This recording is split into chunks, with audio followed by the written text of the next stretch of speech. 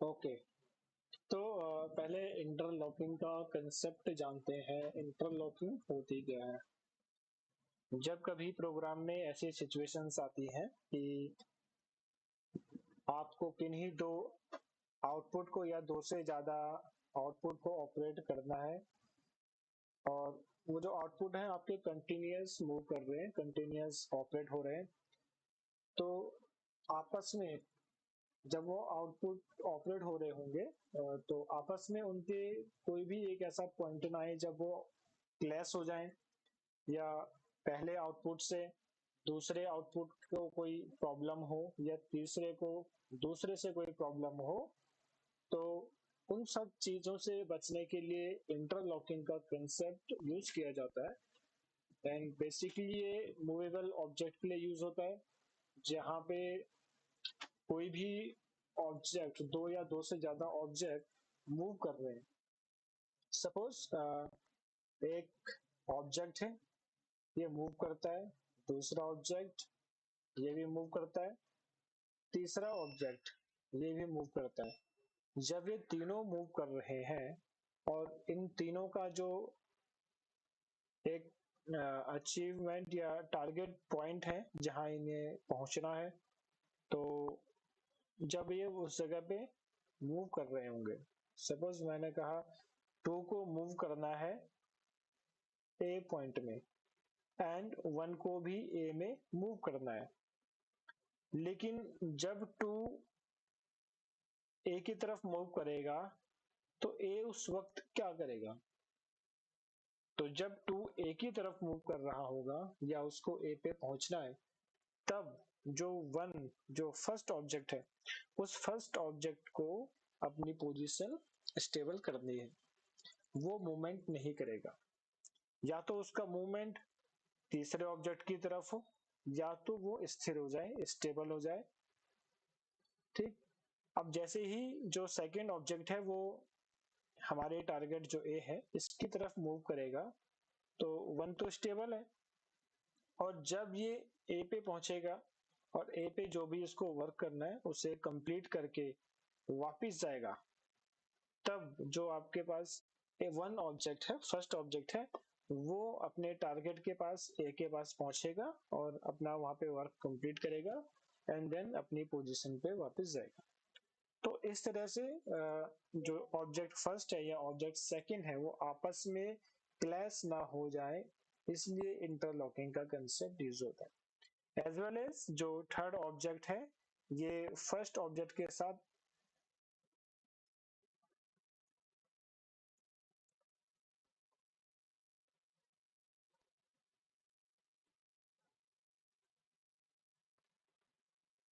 क्या वह स्ट्रीमिंग चल नहीं रही है?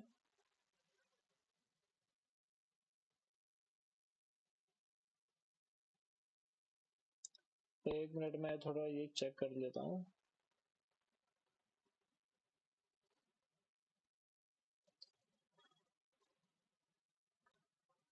अब ठीक है।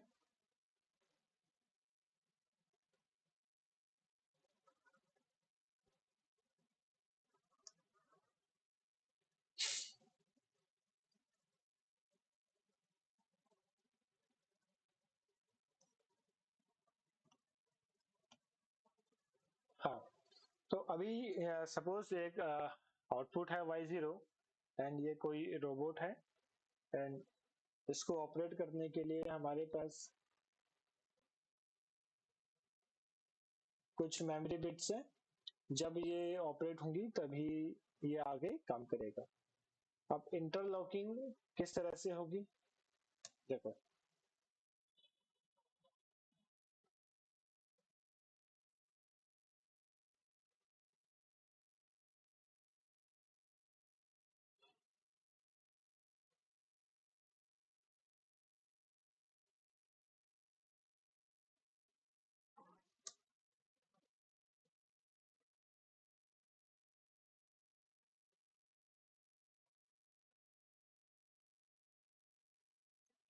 देखो जैसे अभी एक स्टेप है हमारे पास। इस स्टेप में जो वैगन है या ट्रांसपोर्टर है, इसको फॉरवर्ड मूव करना है। ओके। एंड ये फॉरवर्ड मूव करेगा, इसको सिमुलेट करके दिखाता हूँ।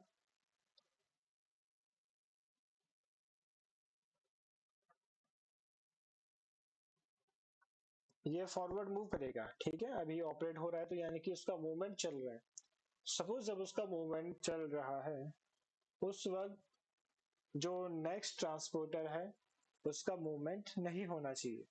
तो उसके लिए इस तरह से हम वो जो नेक्स्ट ऑब्जेक्ट है उसकी जो भी मेमोरी बिट होगी या उसका आउटपुट जो होगा उसकी एक एनसी यहाँ पे जहां से ऑब्जेक्ट फर्स्ट में मूवमेंट करना था वहां पे प्लेस कर देंगे। जैसे ही ये यहाँ प्लेस होगी तो दोनों ऑल्टरनेट काम करेंगे। एक फ्रेश प्रोग्राम बनाता हूँ।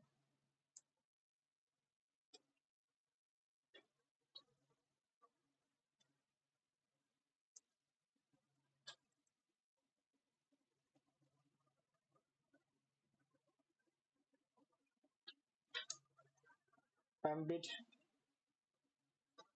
ये एमबिट ऑपरेट कर रही है वाइस जीरो को। एंड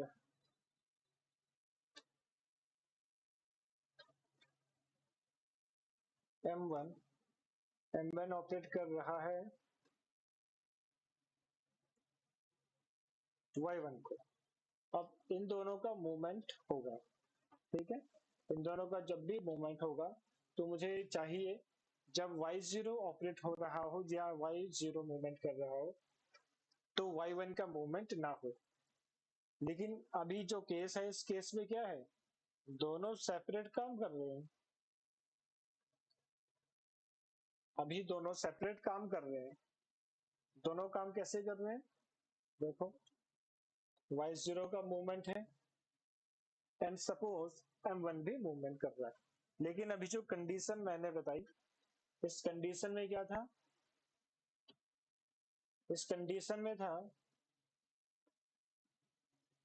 Y0 Y1 ये दोनों मूवमेंट करेंगे, ठीक। एंड ये मूवमेंट हो सकता है एक ही सरफेस में हो या एक ही फील्ड में हो, ओके। तो जब ये मूवमेंट कर रहे होंगे तो कोई एक ऐसा पॉइंट होगा जहां पे हम चाहते हैं सिर्फ एक ही ऑब्जेक्ट काम करे। लेकिन अभी जो कंडीशन है दोनों ऑब्जेक्ट अपना मूवमेंट कर रहे हैं। अब मैं चाहता हूं कि एक आउटपुट बंद हो जाए। तो एक आउटपुट बंद हो जाए, कौन सा आउटपुट बंद हो जाए, सपोज Y0 बंद हो जाए जब Y1 ऑपरेट हो रहा हो।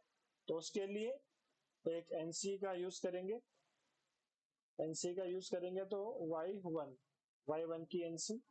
एंड मैं चाहता हूं जब Y1 ऑपरेट हो रहा हो तो Y0 ऑपरेट ना हो, ओके। तो उसके लिए NC का यूज करेंगे Y0, इसको रिबिल्ड करते हैं।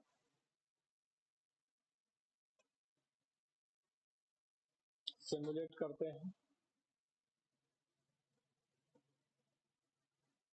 नाउ अब जैसे ही Y0 ऑपरेट हुआ, ठीक, एंड उसके कुछ टाइम बाद बीच में हम टाइमर का यूज भी कर सकते हैं प्रोग्राम के अकॉर्डिंग।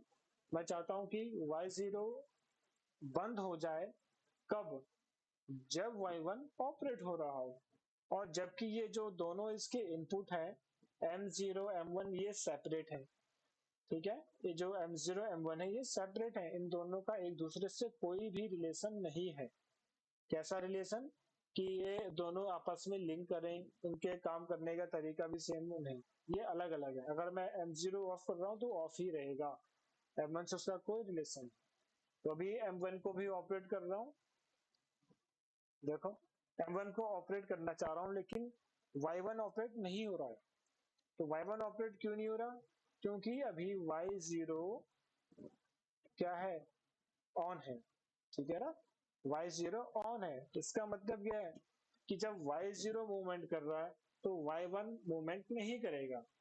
और उसके लिए हमने दोनों की जो नॉर्मल क्लोज कॉन्टेक्ट है उसको यूज में लिया है। तो अब क्या हो रहा है, भले ही Y1 को इनपुट मिला, M1 तो मिला, लेकिन y1 ने ऑपरेट नहीं करा, y1 ने वर्किंग नहीं करी। तो y1 वर्क क्यों नहीं कर रहा? क्योंकि y0 अभी एक्टिव है। सो इट्स सिंपल, y0 अभी एक्टिव है तो y1 ऑपरेट नहीं होगा। तो इसी तरह से अगर y0 ऑपरेट होना बंद हो जाता है तो y1 ऑटोमेटिकली काम करेगा। जैसा अभी स्क्रीन में देख रहे हो, y1 ऑपरेट कर रहा है। क्यों ऑपरेट कर रहा है? क्योंकि y0 अभी ऑपरेट नहीं कर रहा है, and that is interlocking. Okay, तो इंटरलॉकिंग का एक बहुत छोटा सा एक कंसेप्ट था, एंड प्रोग्राम में किस तरह से इसको इम्प्लीमेंट करते हैं। इसको टाइमर की हेल्प से भी इम्प्लीमेंट कर सकते हैं, हम चाहे तो इसमें कंडीशंस लगा सकते हैं। तो इस तरह से इंटरलॉकिंग का कंसेप्ट होता है। अब मुझे कमेंट करो, इंटरलॉकिंग का कंसेप्ट समझ में आया या नहीं?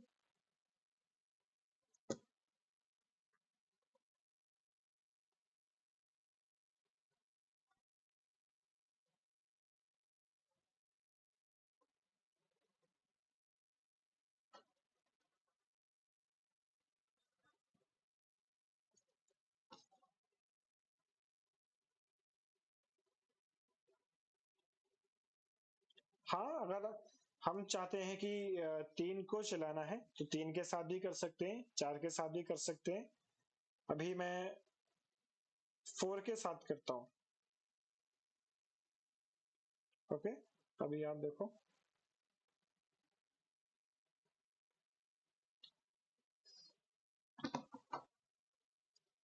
और इसमें मैं अभी सिर्फ यही नहीं, ये तो बहुत बेसिक है। इसमें थोड़ा सा अभी थोड़ा कॉम्प्लिकेटेड लॉजिक बनाएंगे, फिर उसको समझेंगे। क्योंकि अभी तो इजी लग रहा है, लेकिन जब प्रोग्राम बना हुए या कोई बना बनाया प्रोग्राम है उससे करोगे तो वहां पे थोड़ा प्रॉब्लम आएगी समझने में। तो मैं उस तरह का प्रोग्राम भी बनाऊंगा। नाउ अभी M0 M1 यूज में है, तो M2 एंड एक आउटपुट ले लेते हैं Y2 and now and 3 and output is Y4। Okay, suppose ये Y2 Y4 इनको भी ऑपरेट करना है, और कुछ कंडीशंस हैं। कंडीशंस क्या है? अभी सिंपल रखते हैं, सिंपल कंडीशन रखते हैं। एक चार्ट तैयार करता हूं। सपोज Y0 Y1 ऑपरेट करना है, Y2 Y3 इन्हें भी ऑपरेट करना है, लेकिन लेकिन जब Y0 ऑपरेट होगा तो Y1 ऑपरेट नहीं होगा, Y2 ऑपरेट नहीं होगा, Y3 ऑपरेट होगा। जब Y0 ऑपरेट नहीं होगा तो Y1 ऑपरेट होगा, Y2 ऑपरेट नहीं होगा, एंड Y3 भी ऑपरेट होगा। तो एक छोटा सा एक लॉजिक बनाने की कोशिश कर रहा हूँ। तो क्या बताया था? Y0 जब ऑपरेट होगा तो सिर्फ Y3 ऑपरेट होगा। तो Y0 जब ऑपरेट हो रहा है तो सिर्फ Y3 या Y4 ऑपरेट होगा। तो हम क्या करेंगे? Y0 Y0 की जो NC है इसे Y2 में भी लगाएंगे, क्योंकि हमें नहीं चाहिए कि Y1 एंड Y2 ऑपरेट हो, बट Y4 ऑपरेट हो। तो यहाँ पे Y0 की कोई भी NC नॉर्मल कांटेक्ट या नॉर्मल क्लोज कांटेक्ट नहीं आएगा। ठीक है, इसी तरह से जब Y0 ऑपरेट नहीं होगा, यानी कि Y1 जब ऑपरेट होगा, तो जब Y1 ऑपरेट होगा तो Y3 भी ऑपरेट होगा। तो जब Y1 ऑपरेट होगा तो Y3 यानी कि Y4 भी, इसको नाम चेंज कर देता हूँ, Y3 ऑपरेट होगा जब Y1 ऑपरेट होगा। ठीक, तो Y1 की NC Y2 में लग जाएगी। क्यों? क्योंकि हमें Y2 वर्किंग में नहीं चाहिए, हमें चाहिए सिर्फ Y3 एंड Y1 वर्क करें। ठीक है, तो अब इसको देखते हैं।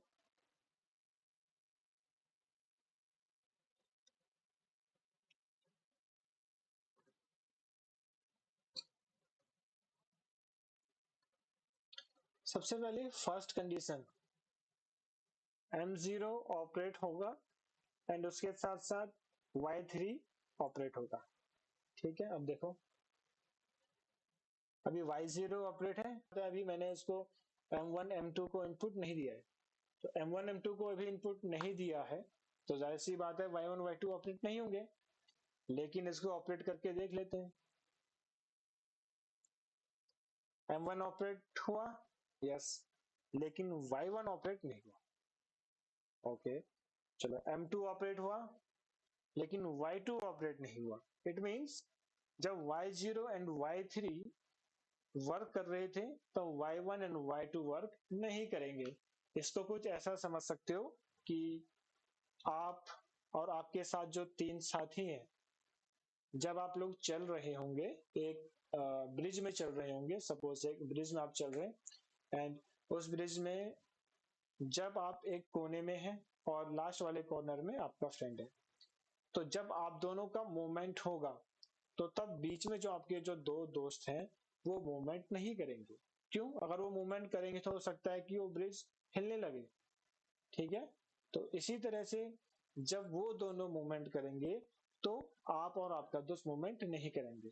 ठीक है, तो वही कंसेप्ट अभी यहाँ पे मैंने बनाया है कि Y0 Y3 ऑपरेट नहीं होंगे, जबकि इनपुट भी मिल रहा है तब भी ऑपरेट नहीं होंगे। ठीक है, अब क्या करना है, जब ये दोनों मूवमेंट नहीं करेंगे, ठीक है, जब ये दोनों मूवमेंट नहीं करेंगे तब ये दोनों Y1 Y2 ऑपरेट करेंगे। ठीक है, तो इसको अभी बनाता हूँ, S2 इसको हटा देते हैं एंड इसको क्लोज करते हैं, S4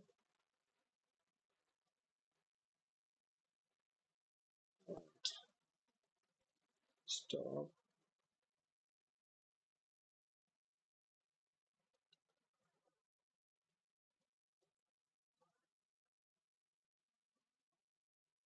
ठीक है, फिर से वही कंडीशन शुरू करते हैं, M0 ऑपरेट है, M3 ऑपरेट है, लेकिन M1 M2 ऑपरेट नहीं करेंगे। वो कोशिश कर रहे हैं मूव करने की, लेकिन उनका मूवमेंट नहीं हो रहा है क्योंकि हमने इंटरलॉकिंग का कंसेप्ट अपनाया। अच्छा, अब जब M0 एंड M3 ये वर्क नहीं कर रहे, तब क्या है, M1 M2 काम कर रहे हैं। ठीक है,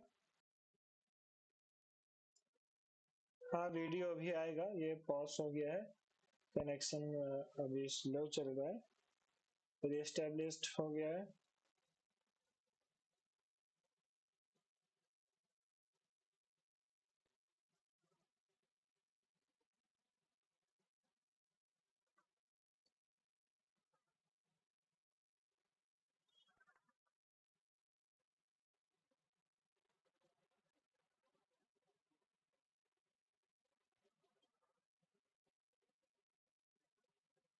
तो अब सिमुलेट कर दिया है, तो अब देखेंगे फिर से, M0 ऑपरेट हुआ, M1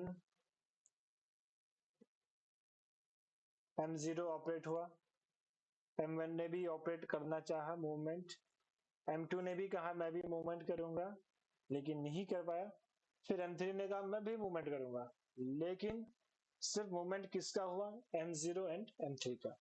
ये दोनों ही मूवमेंट करे क्योंकि इनकी आपस में बॉन्डिंग है कि हम दोनों एक साथ काम करेंगे, और जब हम काम करेंगे M1 M2 काम नहीं करेंगे। तो इस तरह से M0 M3 ने आपस में बॉन्डिंग बना ली। ठीक है, अब रह गए M1 M2। M1 M2 इंतजार कर रहे हैं कब M0 M3 काम करना बंद करेंगे। ठीक है, तो जब इन्होंने काम करना बंद करा तो Y1 एंड Y2 ने भी काम करना शुरू कर दिया। तो इस तरह से M1 M2 ने M0 M3 के साथ इंटरलॉकिंग कर दी है, तो वो दोनों एक दूसरे के काम में किसी भी प्रकार का कॉन्फ्लिक्ट पैदा नहीं करेंगे, ना ही कोई कॉन्फ्लिक्ट पैदा होगा। तो इस तरह से इन दो के हमने ग्रुप में काम करवाया है, M0 M1 M2 and M3 को। अब इसमें कुछ कंडीशन लगाते हैं टाइमर के साथ। एंड कुछ कंडीशनल लगाते हैं।